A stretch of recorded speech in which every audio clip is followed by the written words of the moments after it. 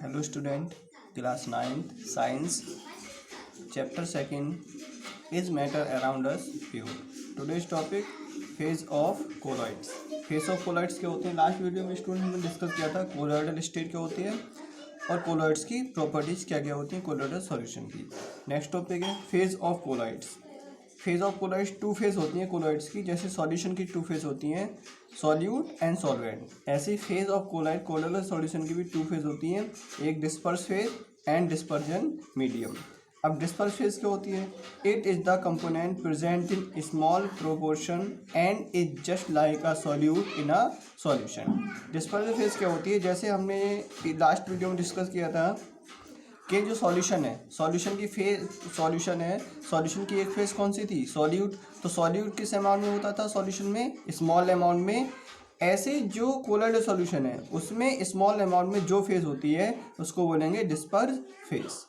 अब इसमें disperse phase क्या होगी? स्मॉल अमाउंट में कोलॉइडल सॉल्यूशन अगर हमने बनाया है तो उसमें जो स्मॉल अमाउंट में जो है उसको बोलेंगे डिस्पर्स फेज, और जो लार्ज अमाउंट में कोलॉइडल सॉल्यूशन में उसको बोलेंगे डिस्पर्जन मीडियम. डिस्पर्जन मीडियम क्या होगा? It is generally component present in the axis and just like a solvent in a solution. जैसे सॉल्यूशन में सॉल्वेंट लार्ज अमाउंट में होता है, एक्सिस अमाउंट में होता है, ऐसे कोलॉइडल सॉल्यूशन में जो डिस्पर्जन मीडियम है वो लार्ज अमाउंट में होता है. अब स्टूडेंट जैसे कोलॉइडल सॉल्यूशन बनाया हमने, अब कोलॉइडल सॉल्यूशन में टू सब्सटेंस है. अब जो सब्सटेंस स्मॉल अमाउंट में है उसको बोलेंगे डिस्पर्स फेज, और जो लार्ज अमाउंट में है उसको बोलेंगे डिस्पर्जन मीडियम.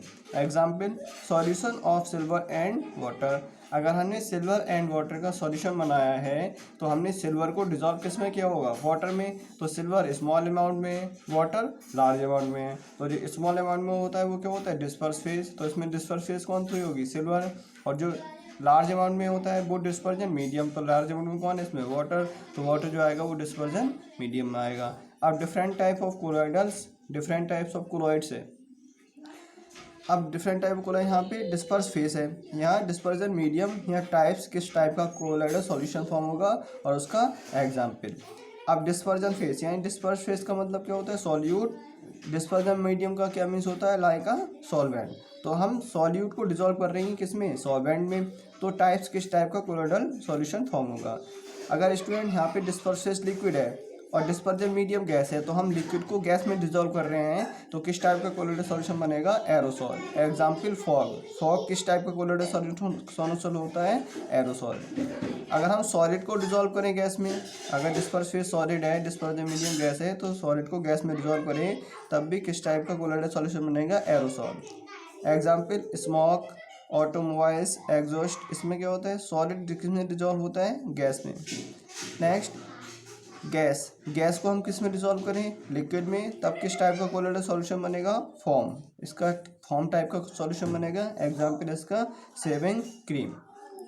नेक्स्ट लिक्विड को लिक्विड में डिसॉल्व करें तब बनता है स्टूडेंट इमल्सन. ये बहुत इंपॉर्टेंट है. जब हम लिक्विड कोलॉइड्स को लिक्विड में डिसॉल्व करेंगे तो कोलॉइड किस टाइप का बनेगा? इमल्सन. एग्जाम्पल इसका मिल्क. अगर हम सॉलिड को लिक्विड में डिसॉल्व करें तब सॉल्ट टाइप का कोलॉइडल सॉल्यूशन बनेगा. Example paints, gold salt. ये किस टाइप के कोलॉइडल सॉल्यूशन है? सॉल्ट टाइप के. अगर हम गैस को सॉल्ट में डिसॉल्व करें तब किस टाइप का सॉल्यूशन बनेगा? फॉर्म टाइप का, जैसे स्पंज. अगर हम लिक्विड को सॉल्ट में डिसॉल्व करें तब किस टाइप का सॉल्यूशन बनेगा? जेल, जैसे जेली, बटर. ये किस टाइप के सॉल्यूशन है? जेल टाइप के. सॉलिड को सॉल्ट में डिसॉल्व करें तब कैसा सॉल्यूशन बनेगा? सॉलिड सॉल्ट बनेगा. सॉलिड कोलॉइडल सॉल्यूशन बनेगा. Example alloys, milky glass. ये किस टाइप के एग्जाम्पल है? सॉलिड सॉल्ट के एग्जाम्पल है. इसमें डिस्पर्जन मीडियम भी सॉलिड होता है और डिस्पर्स फेज भी सॉलिड होगा. अब नेक्स्ट टॉपिक है सैचुरेटेड एंड अनसैचुरेटेड सॉल्यूशन. अब सैचुरेटेड सॉल्यूशन क्या होता है? A solution in which no more solute can be dissolve at a given condition of temperature and pressure is called saturated solution. इसका means क्या है? No more solute can be dissolve. अगर हमने solution बनाया, उस सॉल्यूशन में हमने solute को डिजॉल्व करा, तो सॉल्यूट क्या होगा?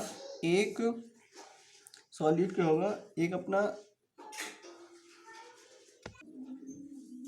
तो उसमें जो सॉल्यूट है वो एक फिक्स अमाउंट में डिजॉल्व होगा, एक फिक्स अमाउंट तक डिजॉल्व होगा, तो उसको बोलेंगे saturated solution.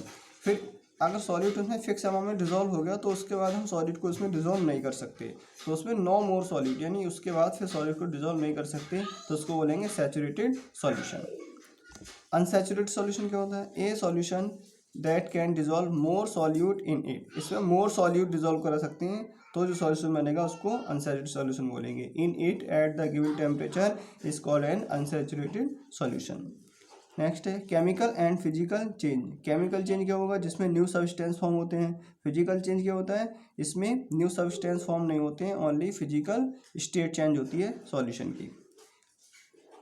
Chemical change those change in which new substance are form, इसमें न्यू सब्सटेंस फॉर्म होते हैं, इनको केमिकल चेंज बोलेंगे। एग्जाम्पल रस्टिंग ऑफ आयरन, अगर आयरन पे रस्ट आती है तो न्यू सब्सटेंस फॉर्म हो जाता है, तो उसको क्या बोलेंगे? रस्टिंग ऑफ आयरन, और एक इस टाइप का केमिकल चेंज है। फिजिकल चेंज में क्या होता है? न्यू सब्सटेंस फॉर्म नहीं होते हैं, ओनली फिजिकल स्टेट चेंज होती है।